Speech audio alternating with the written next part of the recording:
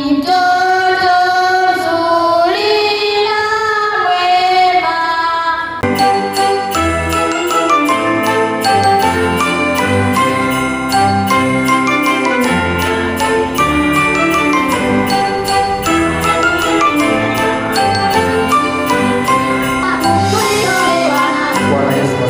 Tutakuwa na kututoa katika maovu yetu.